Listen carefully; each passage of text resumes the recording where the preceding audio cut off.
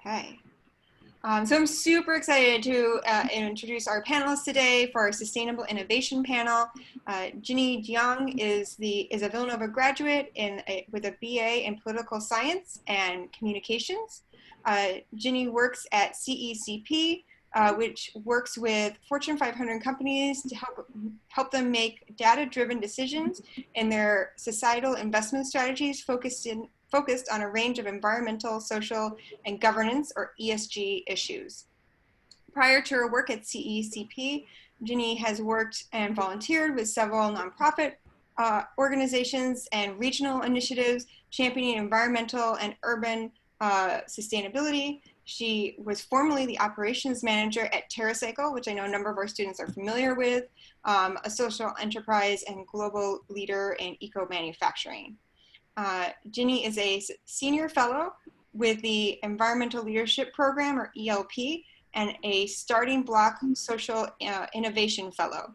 In addition to her Villanova education, Jinny holds a MPA from NYU. A lot of acronyms. Our second panelist is Mike Werner. He is a Villanova graduate with a BS in chemistry. Mike is Google's lead for circular economy, where he leads the cross-functional team focused on achieving their mission of becoming a circular Google in a sustainable world. I had to practice that a couple of times to make sure I didn't mess it up. He is responsible for achieving their circular economy goals across their operations, products, and supply chain, as well as enabling others to do the same through their technology, partnerships, and investments. Prior to Google, Mike led Apple's, another company you may have heard of, safer chemistry and toxicology team, where he was tasked with driving out hazardous chemicals from Apple's products and ensuring the safety of all wearable electronic devices such as the Apple Watch and AirPods.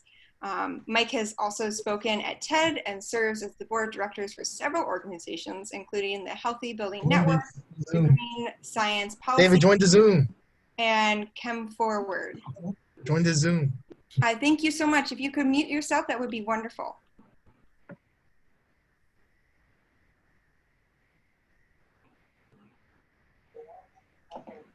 Mike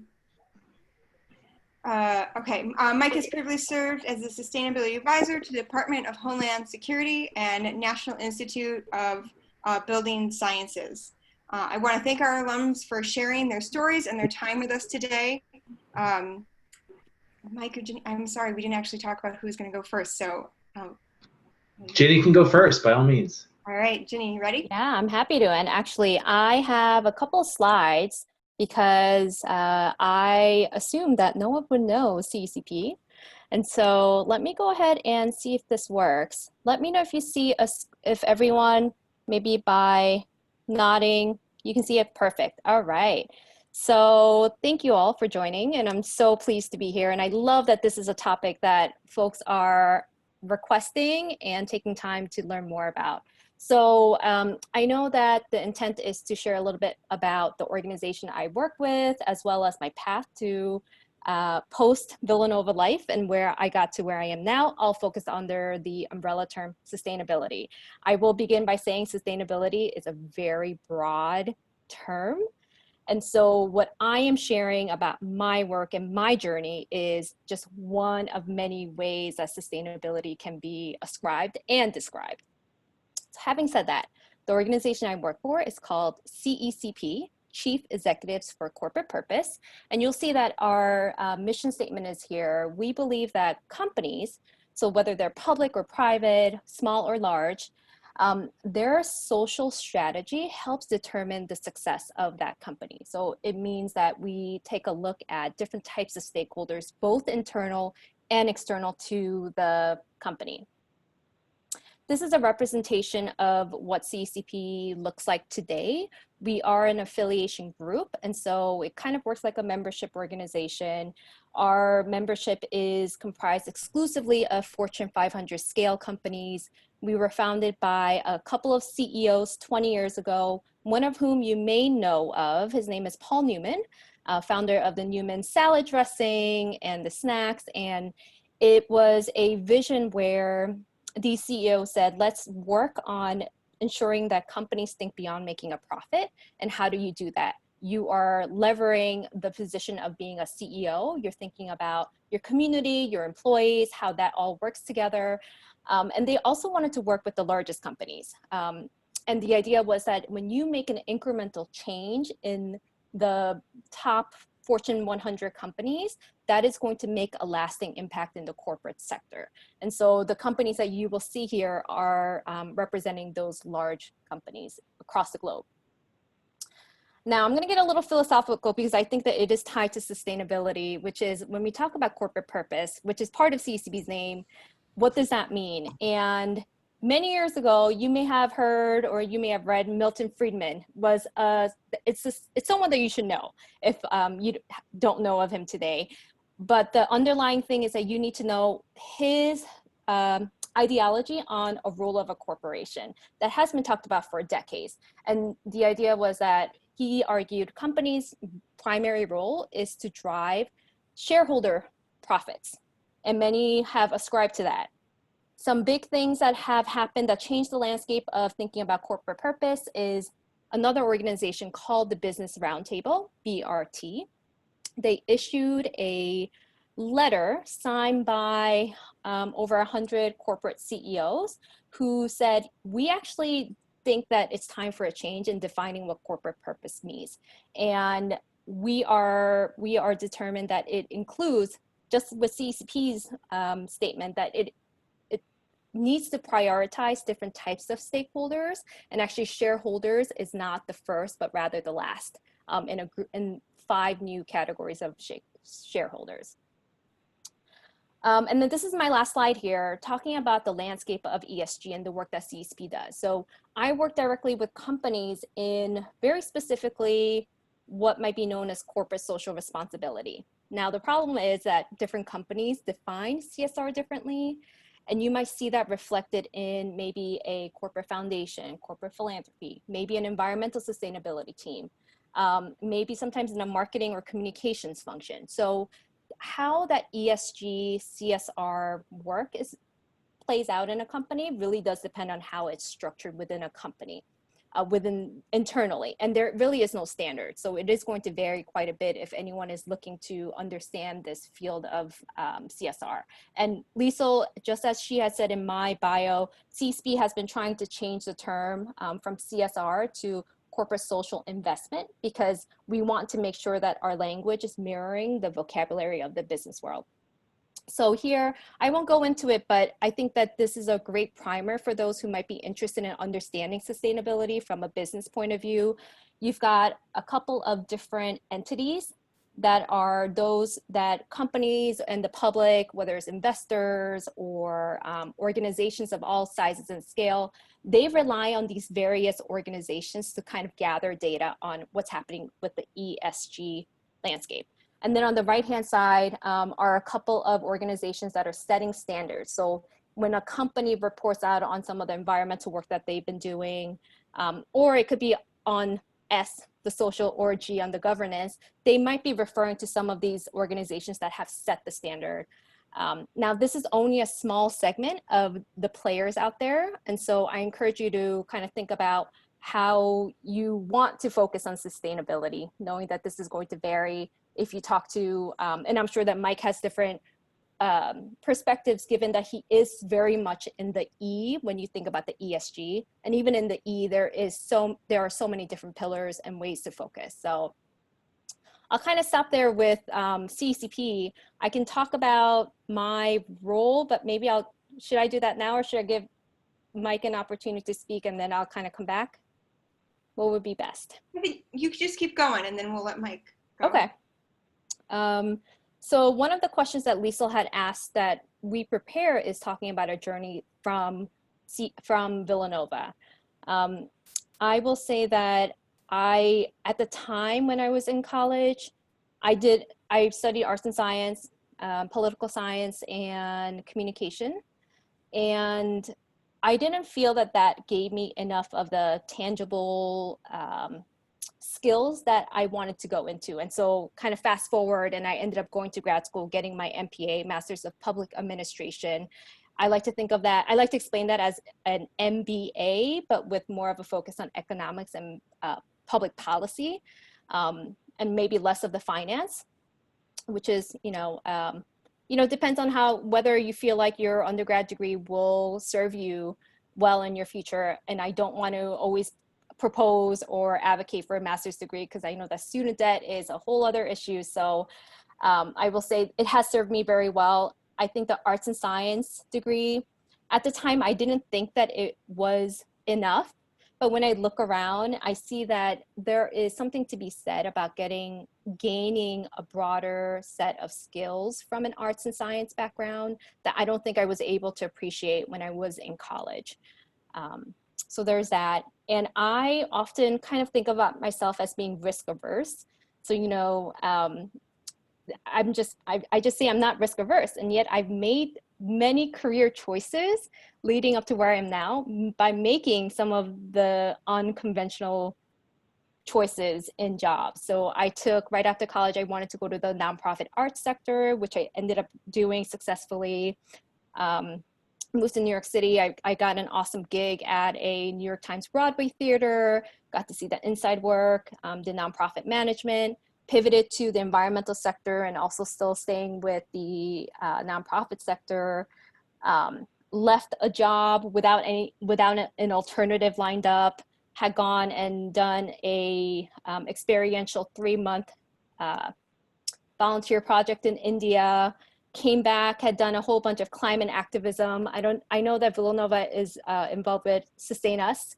And so I sat on their board as a climate activist and got to go to the UN representing 2 different global conferences as a United States youth delegate, did a whole bunch of stuff, joined TerraCycle. Each of these kind of helped open the next door in a career choice. But every time I did accept it, it was a risk because you don't know if it's going to turn out well.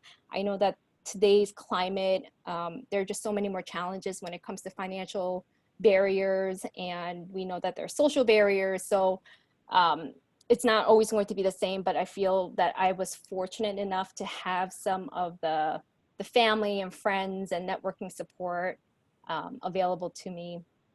But yeah, TerraCycle, I had a wonderful time thinking about some of the circular economy work that Mike does now. And it's really thinking about the term upcycling. So it's a little different from recycling, which is recycling is changing, let's say, the chemical component of a plastic item and making something new. Whereas upcycling might be you're retaining the chemical properties, you're retaining the way it looks, but you're changing the function of it. So instead of a soda bottle, you're making it into a bookshelf, but like something like that. So got to experience supply chain and waste logistics. I feel like that's probably not a sexy topic, but it was so exciting to me to kind of be involved literally with garbage and learning the environmental component of that. It led me to grad school where I got to dig deeper into the economics, quantitative skills, and then did a fellowship working on urban climate policy, and then ended up with CECP because of my data background, which I was able to get only through grad school. So kind of tying that back in there and how grad school was the right decision for me at the time. Let me think what else you wanted to be prompt on, or you wanted me to prompt. I mean, we can go a little further on advice, general advice, but I'll stop there just to make sure that Mike has enough time to talk about himself. So thanks for listening. Open to questions later. Thank you so much. That was really great. And I think Mike's actually going to provide like a very interesting, different take, especially because Mike, you did not go to grad school, correct? Correct. Yeah. So you can kind of comment on that. Yeah. So perfect. Thank you. I would love to. I've been putting myself in the seat of where I was between 2000 and 2005. So reliving a little bit of the inner anxiety that I think we all feel trying to set ourselves up to build and lead a successful life, build a career. And there's no doubt about it that that's anxiety provoking. There's so much unknown. And so first, I just want to sit with that and let the audience know that I'm deeply empathetic to that and want to share a little bit of my experience, almost relinquishing control over that experience, and sort of where I ended up and why I ended up here has taken me a while to figure out, but I think that there are some principles. So rewind 20 years ago, I actually came to Villanova as a comprehensive science major. I actually came in as on the wait list. So I was waitlisted, and one of the interesting things there is that I applied as a biology major and did not get accepted. I was waitlisted. I visited admissions and changed my major to comprehensive science at the time, and was accepted a couple of days later. Through my first year, I took a general chemistry course. Actually, that was my sophomore year. I took a general chemistry course because I wanted to start pivoting over to biology, to be a doctor, to be, to serve medicine. And I took a general chemistry course from Dr. Carol Bessel, who's no longer at Villanova. She was led inorganic chemistry work there.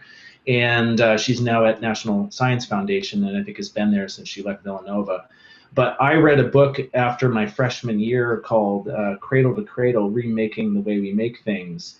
And so this was written by a green architect who talked about how we shouldn't be making products with toxic chemicals, that persistent toxification in our bodies and in the world.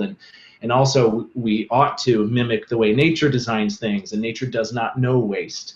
So this book was really the seminal work of the modern circular economy movement, and there's some really interesting history there.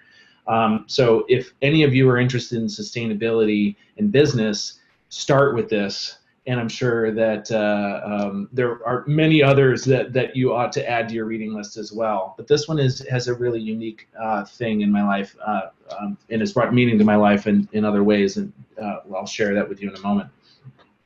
So I changed my major to chemistry, and all the anxiety of I have to finish on time, I've got to finish in 4 years, and I ended up getting mono my junior year over the summer, too stressed out, trying to cram in everything, and I decided to take what I call my victory lap. So I did not graduate with the peers that I entered with, but I graduated with an amazing class in 2005.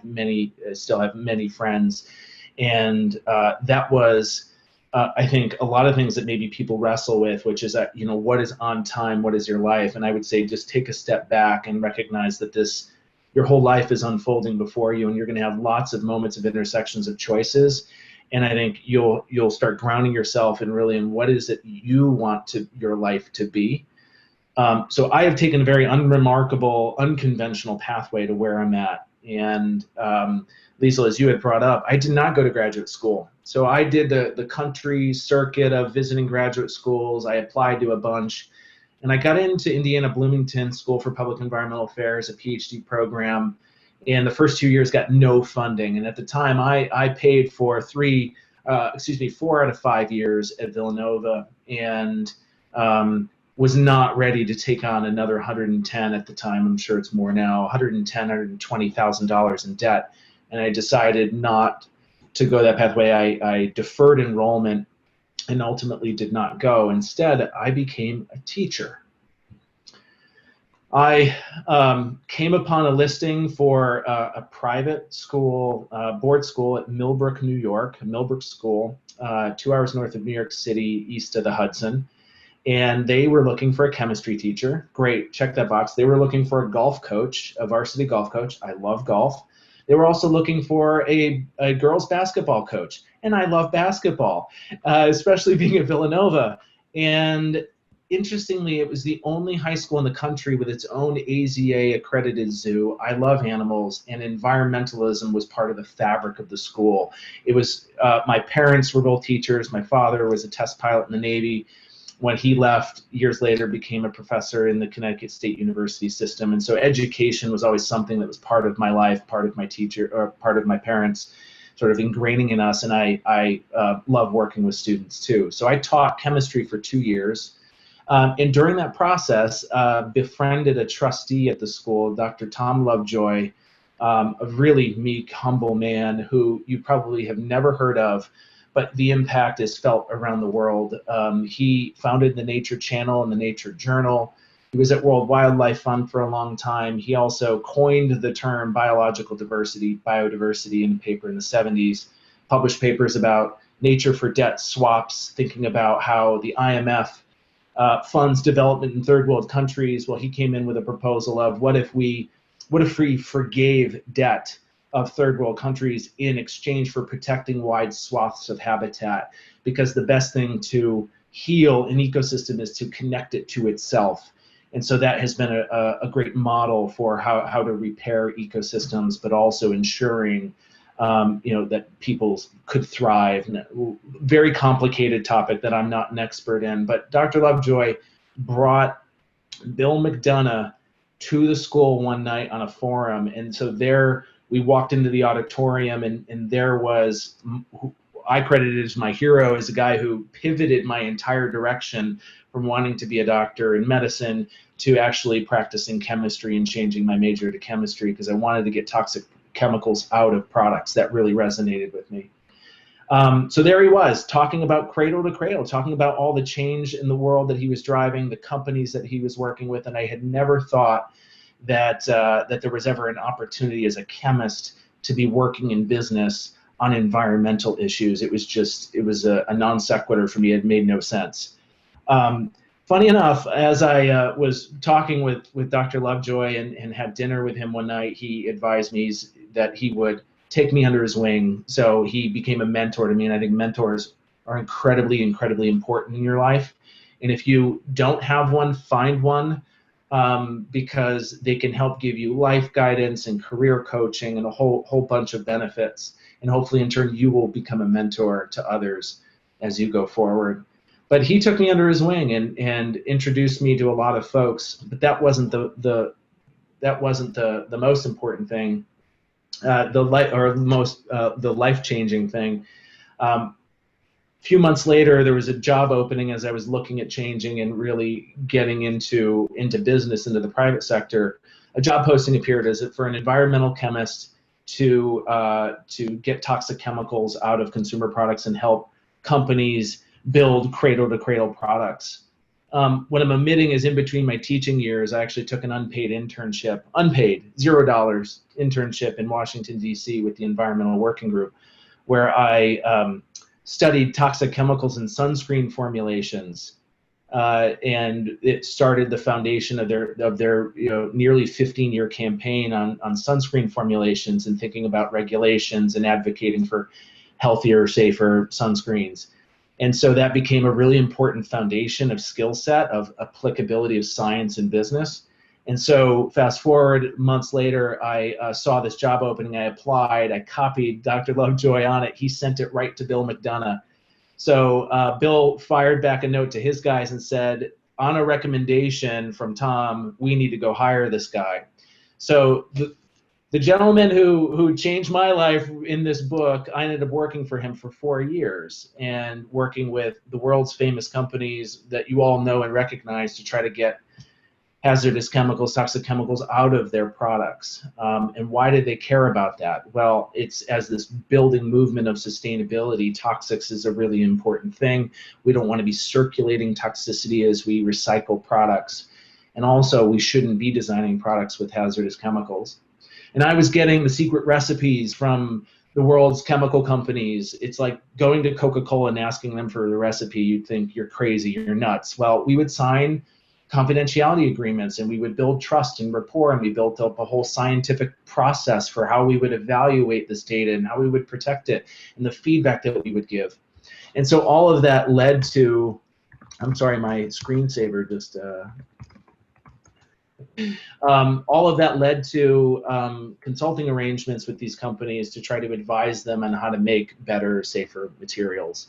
I eventually, after 4 years, got poached by one of our clients, and I moved to Michigan, where I led sustainable product design for the world's third largest contract office furniture manufacturer. In fact, the chair that I'm sitting in now by Hayworth is the last program that I worked on in 2014, and it was released a few years ago. Thinking about the role of design for disassembly and repair and recycled materials and refurbishment. We looked at logistics and packaging, a whole raft of things, and that was really my foray out of chemistry and in the molecule, and then into business teams and production teams and operations, logistics, supply chain.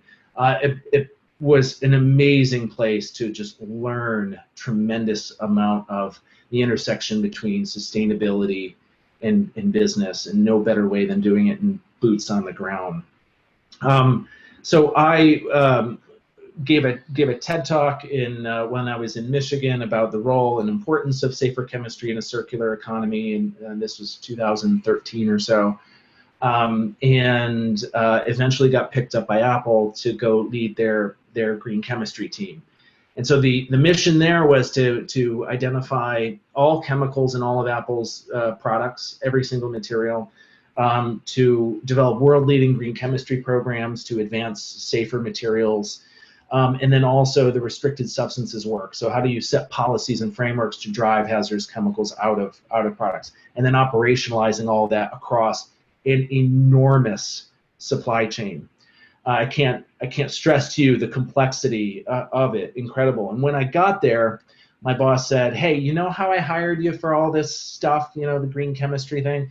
Well, we're about to come out with a new product called Apple Watch, and Tag, you're it. You need to go build a biocompatibility team and make sure that this product does not ever do what happened to Fitbit users with all the skin irritation issues."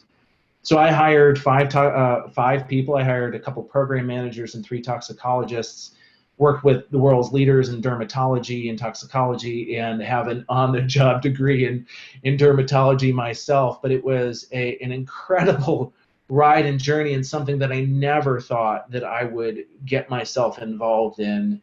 And to go from being a chemist to nearly 15 years later, or certainly 10 years after I graduated, to working on arguably one of the world's most iconic products in the world that tens of millions of people use, and you're impacting their health and safety based on the material choices and the rigor of your scientific program is incredible. I became a father along the journey, and had a beautiful baby boy come into my life, and becoming a new father and working at Apple was not something that really was cohesive at all. So the pace, and Liesl, I know you can appreciate, and anybody else who's a mother or father that might be listening, that is an incredible, amazing responsibility. I think it's the most beautiful responsibility of being a human, and beautiful experience of being human. But I ended up departing Apple and coming over and getting recruited to work at Google. And so the last bit here of my journey, and then I'll tie it together, is that I came in as Google's 3rd environmental person into our consumer hardware division. Over about 2 years, I grew to leading the global team of 17 as we grew explosively. And this involved making decisions and developing and leading programs responsible for energy efficiency and materials and chemicals and packaging and life cycle impacts, the whole gambit of so-called product sustainability. And then our chief sustainability officer gave me a knock, as we had really been working on a few programs together, and I was moonlighting in circular economy. It was not my day job, and so she created this new role on her team, and I'm privileged and lucky and honored to be Google's lead for circular economy, where, again, my job is to accelerate the transition to a circular economy across our products, operations, supply chains, and enabling others to do the same. So it's not just this inward operations focus, it's also this outward focus of what's the role of Google's technology when you think of data and information and artificial intelligence and analytics and maps and geo and whole raft of things to be able to explore to address these key unlocks in keeping products and materials in use. it's truly a wonderful dream job. It did not follow any template or blueprint, but I would say that there were a couple things that that are true or that are important. One is what I constantly focused on was my passion, and I think that you can create this virtuous cycle of your skills, your passion, your talents, and when you focus and align all of those, you create this virtuous cycle where I feel like you end up in these positions or land these opportunities that you feel like you're in a dream world, when really it's you manifesting an incredible reality. So it's like, how do you channel that anxiety of the uncertainty of the unknown? And I'd say, go back to your passion, go back to your core, find that virtuous and build that virtuous cycle to lead you toward the right outcomes. I've got some other advice, but I'll sort of tie a bow on it there just to say, like, that was my arc and trajectory of going from the molecule and helping companies change materials to helping companies change products and business models and within their operations to now transforming global economic change, which is a pathway and a trajectory I never thought I'd be on.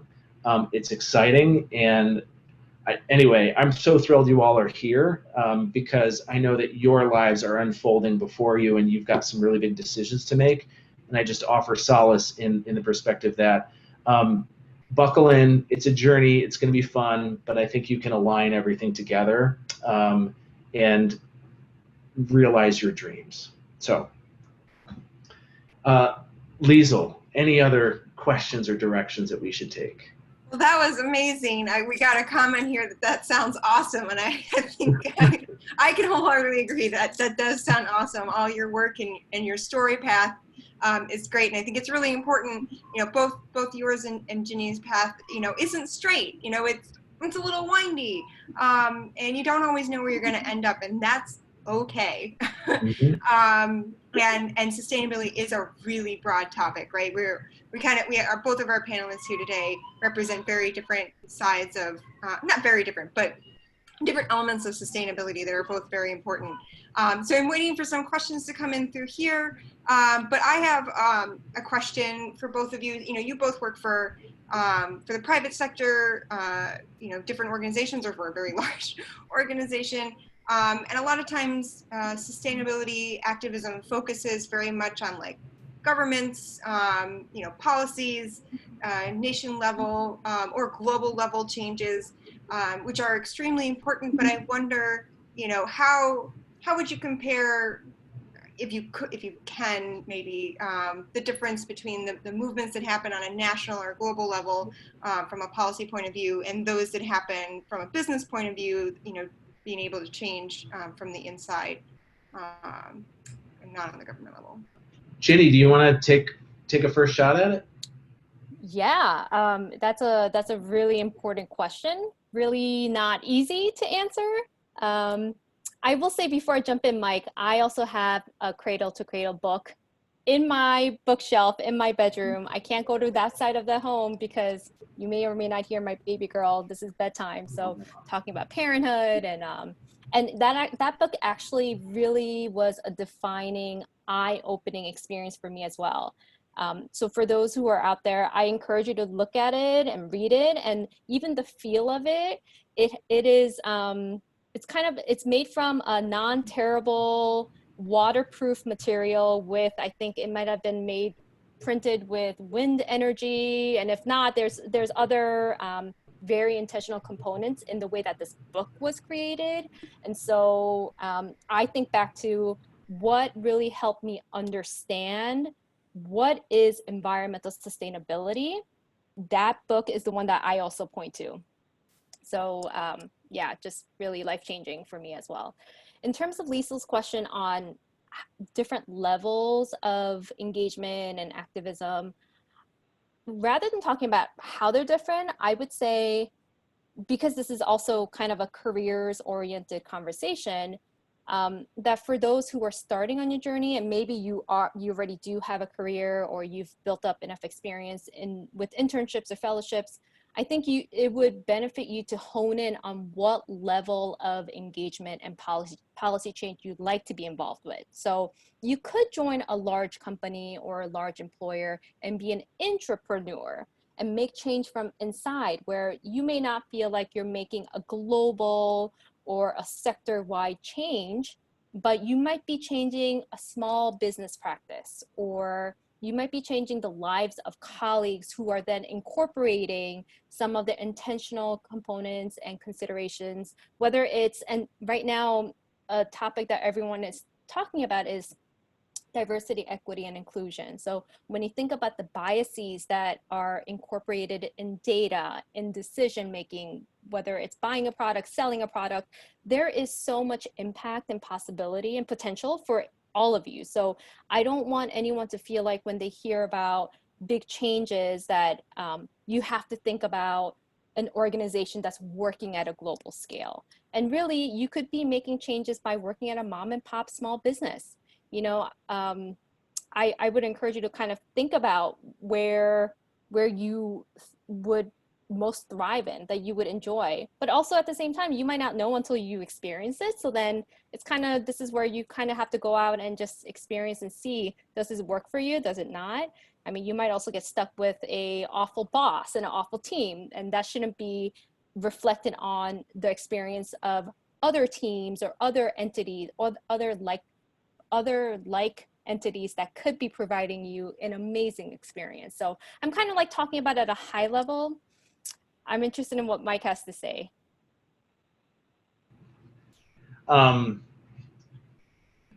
Great question. Yeah. So one of the things that has excited me the most about being in business is that I have found have found it to be moving much quicker than government.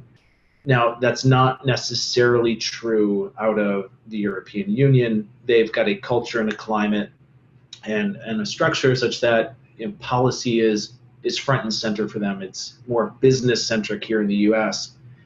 And one of the things that I have appreciated about Bill McDonough, channeling him because he's had such a big impact on me, is he thinks about government as the guardian. It's the backstop. It's meant to be setting the baseline for against duplicitous behavior and other things. But I think the business, it has to be fundamentally honest when you look at its core. Otherwise, you can't transact on goods and services if there isn't some trust there. It doesn't mean that it's perfect at all. So I do think that there's an importance for clean air and regulations for clean air and water and soil and power and so on. But I'm also seeing a whole generation of people leave business today and a new generation coming in with different values and building programs, advocating for change, advocating for new ways of doing things that still deliver value on the purpose of a business to generate profit or revenue or impact or customer delight. And then also taking on some of these big complex challenges because business is thriving within this ecosystem where it does have to draw on power in locations where it's not renewably sourced, or support people and production lines and supply chains. So I'm actually quite optimistic about the future, simply as I see how much business is accelerating towards sustainability. Liesl, did that get to the heart of your question? Yeah, I think so. No, and that's great. And we have some fantastic questions coming in here. So Jinny, I'm gonna send one over to you, and then Mike, I'll send one to you. Liesl, may I just also add that for those who might be resistant or hesitant about jumping into one particular arena, the grass is always greener on the other side. So you hear from folks who might be working in a specific sector, and Mike, you're right that I think businesses have the best tools for innovation and for kind of making sure that there are actions that are tied to strategy and ideas and plans. But then there are folks who are from the government who actually make the policy changes, right? So they could be making some C-level change, but for those who are working in their day-to-day role and function, they might feel like, oh my gosh, we're not doing enough, or like this is like not exciting. But oh, I totally agree. Yeah, and I don't mean to downplay the importance of government, because you're Oh yeah. absolutely right. Oh yeah. No, You're I absolutely didn't right. mean to suggest that you were saying that, Yeah. but yeah. Oh no, I was just saying, I think if it was ever interpreted by even folks in the audience here that business is going to be the way to change the entire future and not government, that's, yeah, it's definitely not the case. But your point is excellent.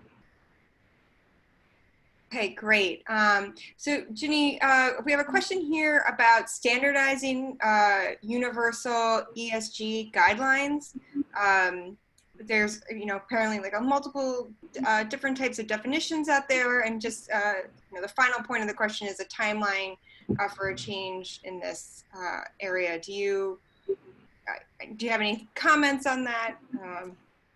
It's definitely in I the think I will say the folks who rely on these metrics and standards love them, but they also hate them because they're bound to it, right? So it's almost like, because there is enough of a tipping point across the business world, or even nonprofits and government agencies who are using and relying and always citing these entities' framework as the go-to, it's like you're beholden to continue using it. And at the same time, you might say, okay, this can be better. This needs to be like trashed and restarted.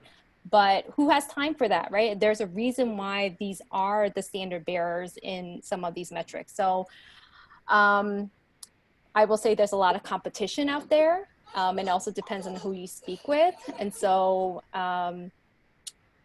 do I see there being a common or a universally accepted metric/framework? Some might argue that there are, right? They might say like, oh, look, we already use X organization's framework. I know that no one wants more, right? But I don't know if we are there yet, because the reason why all these different metrics are so popular is because they serve a different benefit and purpose depending on the audience. So it's kind of the nature of the beast. Great, thank you. And then Mike, a question for you about circular business models being profitable. Are there incentives for companies to transition to a circular economy, and the current cradle to grave, away from the current cradle to grave model? And I think this is especially important with the changes that have been made to the recycling industry around the world, really, in the last couple of years. Yeah, this is a great question. And of course, the answer is it depends.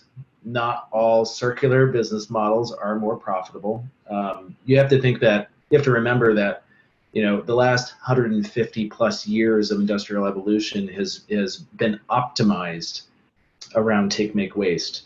And the investment in the new direction at times requires a bigger strategy related to material flows. So what we've seen, 20 years ago, people were saying renewable energy will never make it. We need always on, we need base load, the wind's never blowing, et cetera, et cetera. And what we've seen is renewable energy cheaper in most markets than fossil fuels. We're seeing the collapse of the coal industry. We've seen a lot of things where there's been significant investment, and then at some point it becomes cheaper, and you see that flip. So there are lots of examples of other industries that you could go to say, what does the trajectory look like around certain circular business models? Not to say that some are quite profitable depending on the sector. So for example, aviation engines, there are a whole GE and many other organizations are supporting refurbishment, repair of very expensive, very complex engines, so that when a part breaks, you don't just throw it away and slap on a new, $10, $20 million engine onto an aircraft. You can repair the blades and the pumps and compressors and so on. So that's one example.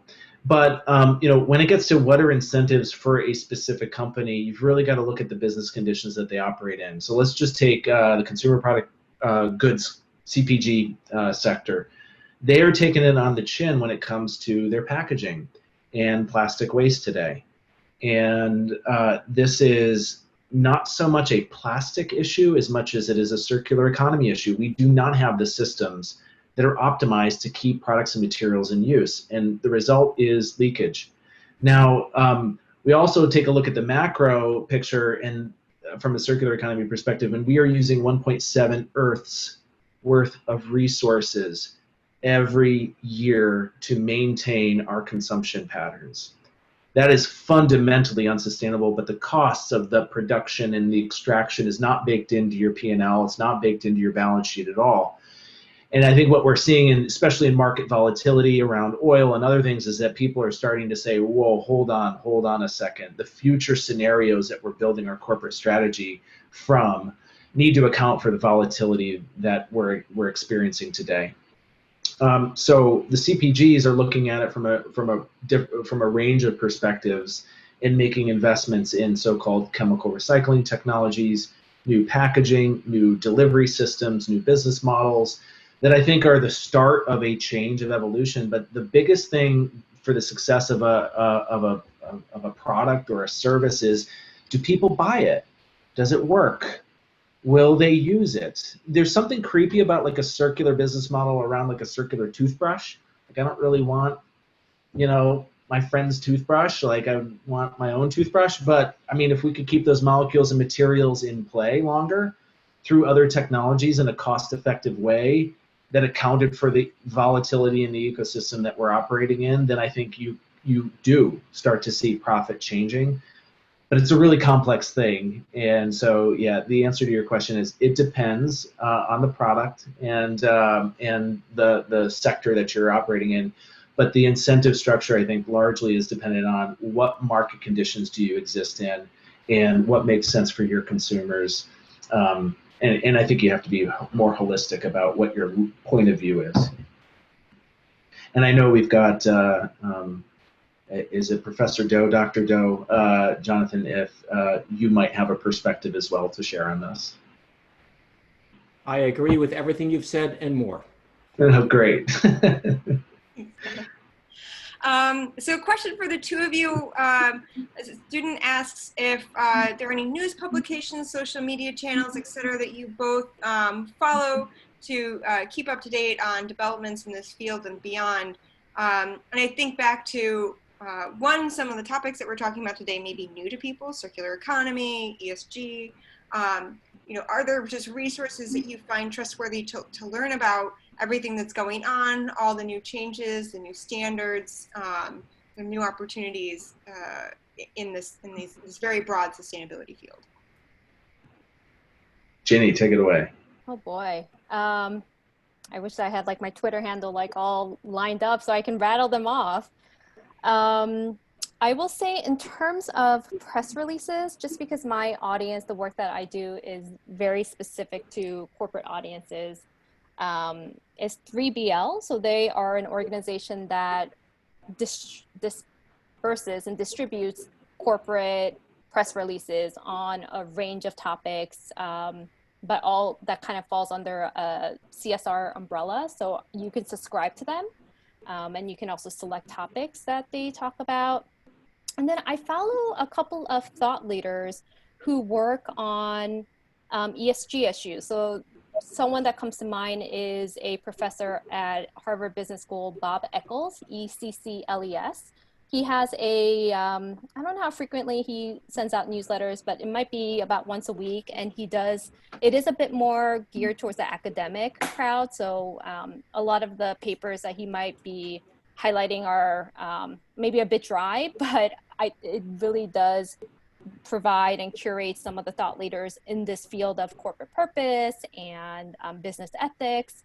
Rebecca Henderson is also someone from HBS. I'm not partial to HBS, it just so happens that there are those two leaders from that school.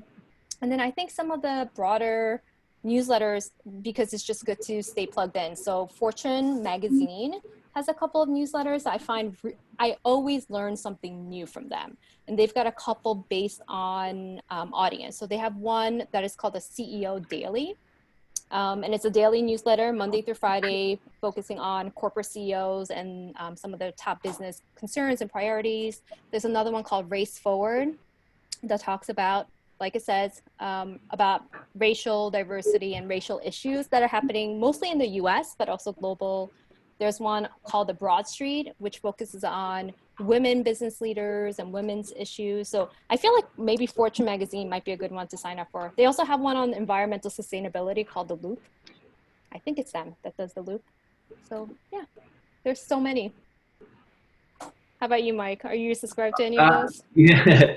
Well, first, to reduce my anxiety level, I do not watch television. I do not listen to the mainstream news. I think that would be a big tip for other folks. But so I consume most of my news in written form, and I am lucky enough to get lots of newsletters from organizations like GreenBiz, the World Business Council for Sustainable Development, the World Economic Forum, and a lot of these other sustainability institutions that feed me different bits and pieces when it comes to circular economy. I also have on Android, if I swipe to the right, I get my news feed, and I've prioritized that into certain fields, and so it'll say, "Do you want more of this content?" Oh, hi, baby. And we'll end up filtering through that, which is a series of Guardian news articles or Nature articles or what have you, specific to my feed. I am very low on social media. I keep a low profile. It is not something that I am tuned to. Facebook came out while I was at Villanova, and that's the only one that I still maintain today for personal connections. Oh man, I don't know if I can compete with the cuteness. So we have 5 minutes before the end of the hour, and I think, similar to our last panel, kind of acknowledging the economy that our students may be graduating in this year or next year. Mike talked a lot about anxiety. It's anxiety inducing. As somebody who graduated during the Great Recession, I have somewhat of a feeling of what our graduates are going through, but I think it's even worse than what I had to go through.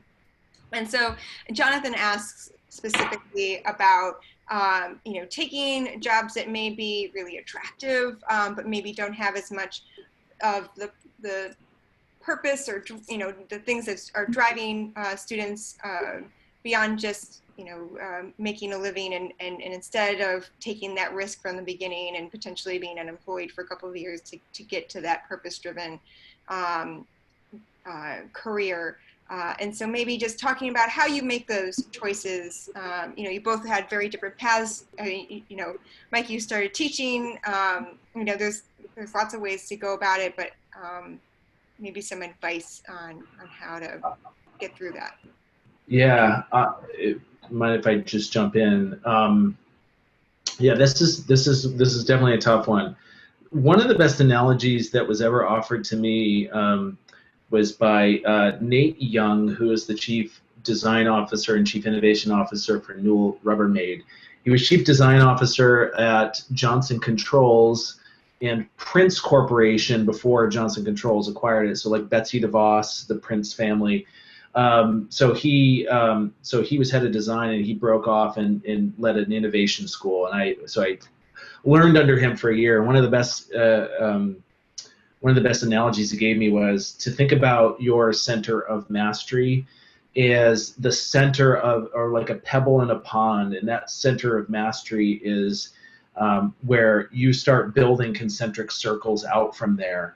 And his advice and recommendation was always to go within your center of mastery, which I think is another way of talking about your skills and your passion and your values and in real alignment there. Because nothing is worse than taking a job where you feel like it's a sort of this Faustian relationship where you're compromising on values or your integrity or something for a paycheck.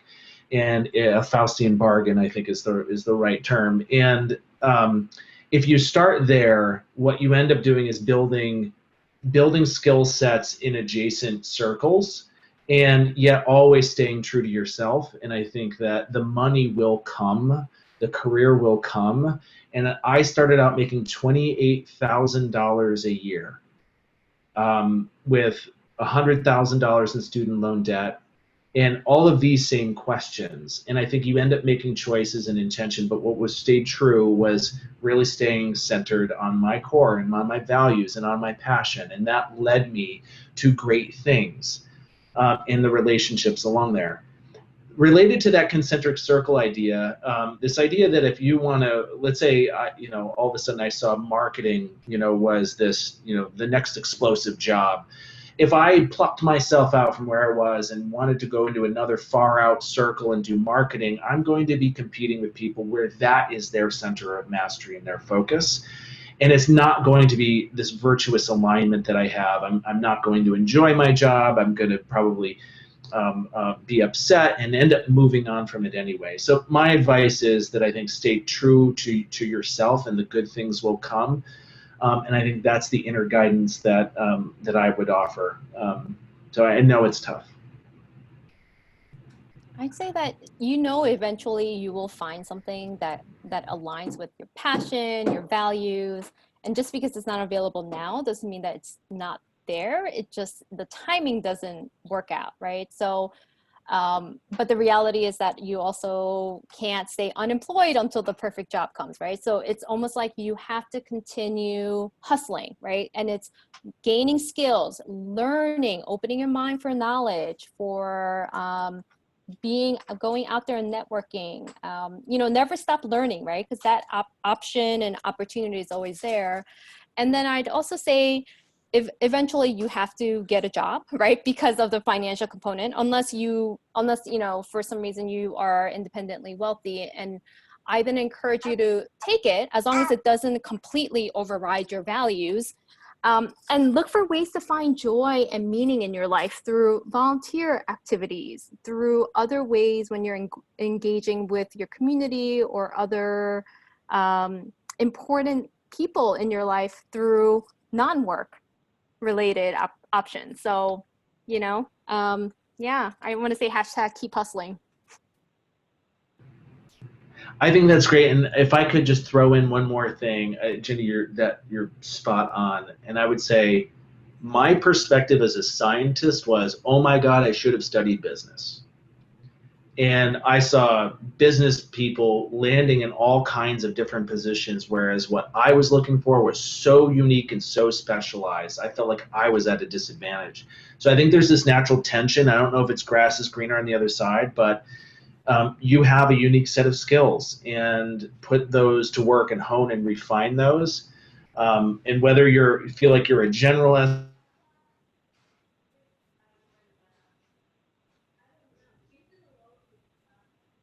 Mike, I think you're frozen. I think there was too much intellectual firepower being invested in the starting as a generalist and getting deeper. I think go ahead, say that again. Mike, I was joking that there was too much intellectual firepower for the system to be able to contain and process. Brilliant. Wonderful. Well, I'd like to keep this timely. I really thank both of you for taking your time today to share with us your great wisdom and experience. And I would encourage everyone who's still on the call to connect with our panelists on LinkedIn.